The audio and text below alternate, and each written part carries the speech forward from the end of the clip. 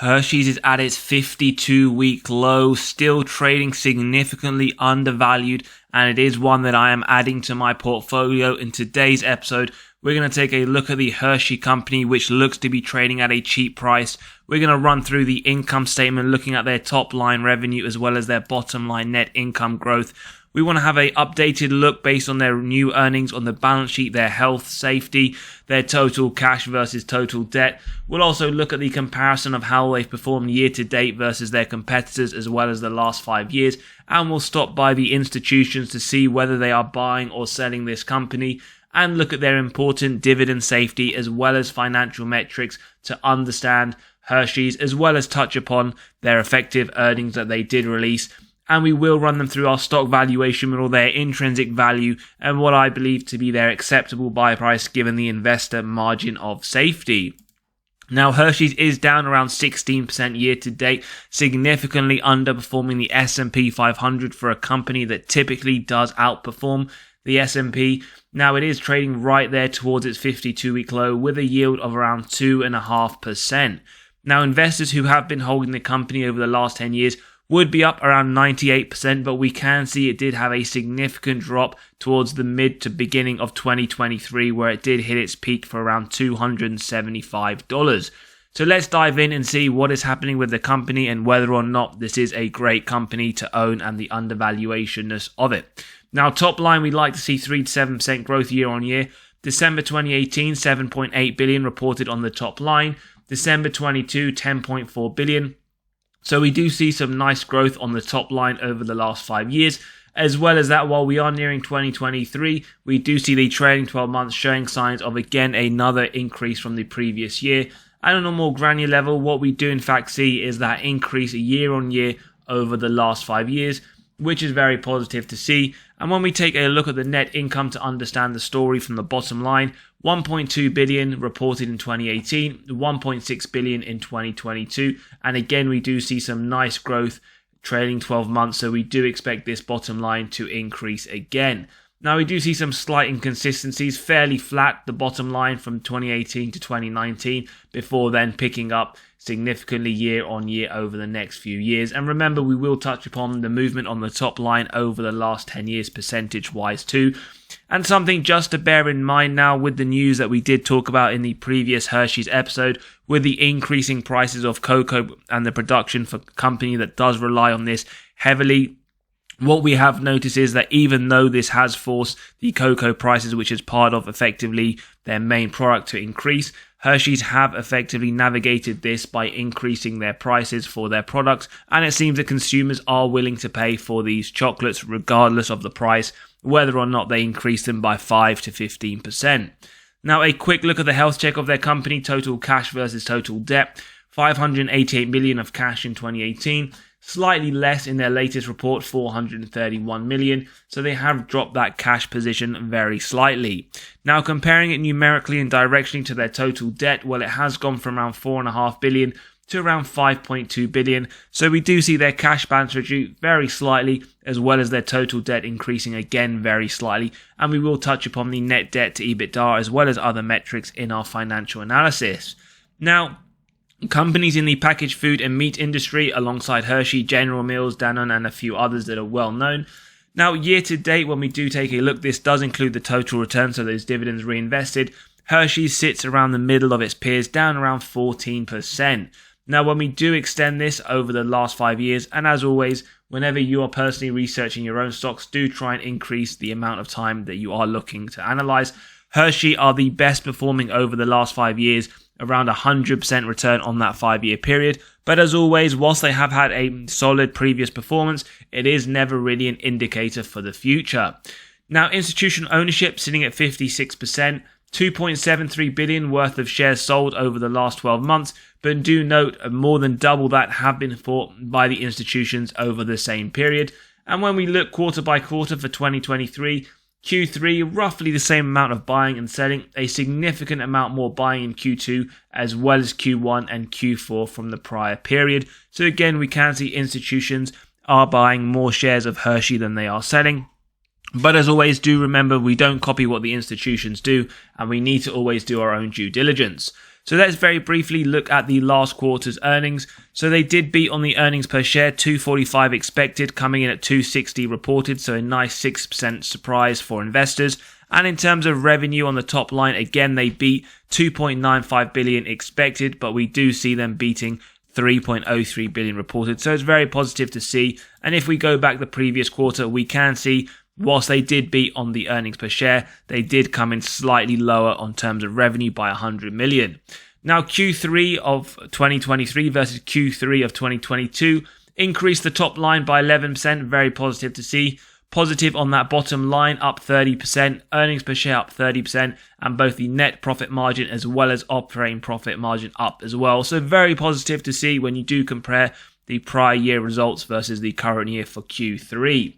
Now, moving on to that all-important dividend safety, the score sits at 93, so it is very safe. Market cap 39 billion, so it is a large cap company. Now, when we look at some recessionary metrics, well, they did increase, or in fact maintain the dividend during the 07-09 recession. Essentially, they had flat sales, which was above the average growth, which was negative. And they did beat the S&P 500's negative 55 with a negative 30% return. A phenomenal increase for investors in July this year, 15%. Last 5 years, 9%. Last 20 years, 10%. This is a very, very strong company for dividend growth investors. A lot to like. And they have been paying increasing dividends over the last 13 years. So very, very positive to see. Now, in terms of dividend yield theory, well, it does state a company is undervalued when that current yield sits above the 5-year average. So we have our first sign of undervaluation, 2.49 versus 2.03. Remember, one thing that's very key, we're not looking at any model in isolation, and we're drawing our conclusions towards the end of the episode. Forward PE sitting at 19 versus the 5-year average of 24, another sign of undervaluation. And we do see the sector PE roughly in line at 18.7 versus Hershey's of 19.3.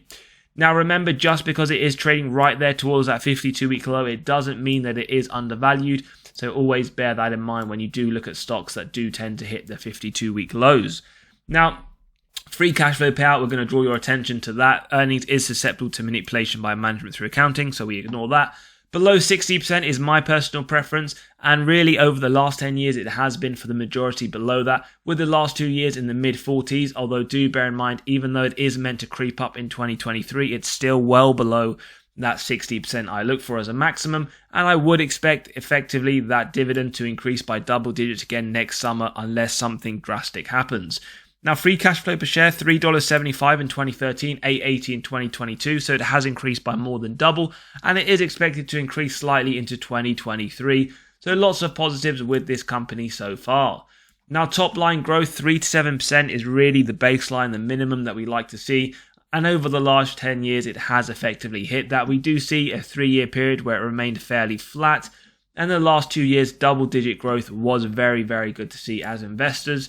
In terms of numericals, well, 7 billion in 2013, 10 billion in 2022. And on top of all of that good information, good metrics, they also do share buybacks, 227 million of shares in 2013, 207 in 2022. So they do effectively return excess cash to investors' pockets. Now, ROIC, those who know me know that we look for 10% or more. It does mean management are able to effectively allocate their capital. And even though it has come down from the highs we saw in 2013 to 2017, it still sits consistently around the mid-20s, which for me is very, very positive. Now, in terms of the margins, free cash flow margins, operating margins, above both the 16, we look for the operating, remembering the higher the margins, the higher, in fact, that bottom line net income should be, which means more dividends and higher growth should be paid out to the investors. And the free cash flow margin, again, very nice to see above that 7%, especially over the last few years. Now, one of the most important things for a dividend investor should be the dividend safety, and that is where it comes in the net debt to EBITDA. Below 4 is what we're aiming for, which means this shows us the number of years it would take the company to pay off all of their debt net of cash on hand. 1.64 in 2022, effectively slightly lower in 2023. So that all-important dividend is very safe for the Hershey company. So there is a lot to love. But as always, even if you love to see what a company has in terms of their metrics and their performance, the valuation is always incredibly important. So let's run them through our intrinsic value calculator.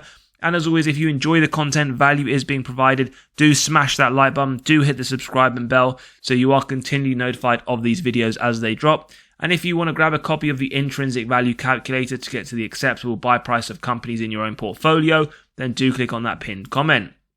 Now, as always, we do typically start off with Graham's valuation. However, due to the growth of Hershey, the double-digit increases, we have decided to remove this. It is subjective, so if you do grab a copy and want to include it, you can. What we would typically do is put the earnings per share, growth rate per analyst estimates with that current yield on AAA corporate bonds, remembering the higher the yield, the lower the intrinsic value. But that is what we would get if you were to use it. So if you do want to include it, you can use that figure. So the first new valuation model we're using today is the multiples valuation. Mondelez, Tootsie Roll, General Mills, Danone, companies in a similar sector and size. Stock price, EPS, we have their P multiple. Average PE multiplied by the earnings per share to give a stock price of $217. Now when we take a look, that is some nice upside to the current trading price, but still below that 52-week high that was seen not too long ago. Bearing in mind though, we're not looking at any of these models in isolation. Now the DDM model, dividend discount model with our yearly dividends, some nice growth rates over the period with the last 3 years double digits. So average growth at 10.5%. Growth rate forward looking, I've gone for 6%. As always, you can be more pessimistic or optimistic depending on your investment thesis. So grab a copy below and do play around. This gives a DDM price of $252. More upside than the previous model, but still below that 52-week low. Again, showing signs of undervaluation for the Hershey company in the current market. We then move on to the DCF model, where we have our free cash flows year on year. Average growth rate 14.5%, with analysts estimating around 10%. Forward looking with that discount rate, we get the present value of future free cash flows and terminal value. Add together with the cash, subtract total debt, get to the equity value, divide by shares outstanding to get a DCF price of $262. Again, higher than the previous model. Again, upside to the current trading price, but slightly lower than that 52-week high. So now when we look at the intrinsic value, as always, it is just the average of the models we've run through. And again, if you are enjoying the content, smash that like button. It really helps the channel grow, pushes the content out to other investors. And do subscribe and hit the bell if you do want to be continually notified of these videos. Now, margin of safety, as always, we start off with 10% if we believe it has a wide moat, strong financial metrics, good forward-looking data. Now, I would personally go higher, but there are those who are happy with a 10% margin for Hershey due to the quality of the company. If we go to 15%, an acceptable buy price is around $207. And if we look around 20%, we can see it is still a buy. At 25%, however, it isn't a buy. So right now, you are effectively locking in a yield between 20 to 25%. And for me, that is sufficient for the Hershey company. It is one that I think will do very, very well in the future. And I do believe it to be undervalued at the current price.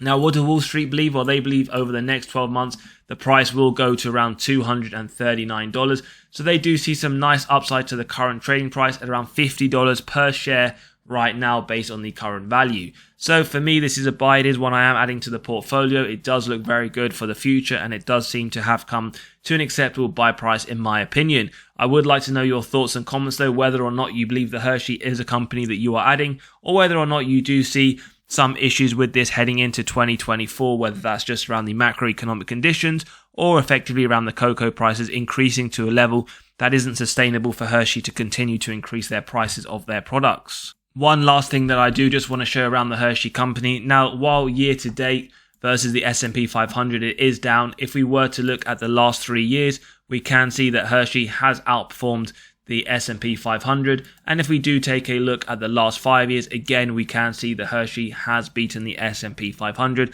As always, though, do remember this doesn't mean past performance is an indicator of the future, but it's always good just to add that into your analysis. Now, as always, that wraps up the episode. If you have enjoyed the content, do hit that like button, do subscribe and hit the bell so you are continually notified of these videos as you drop. And finally, if you do want to grab a copy of the valuation model to run companies of your own through the model to get your acceptable buy price or companies in your wish list, then do go ahead and pick up a copy below. As always, have a great day and catch you on the next episode. Take care.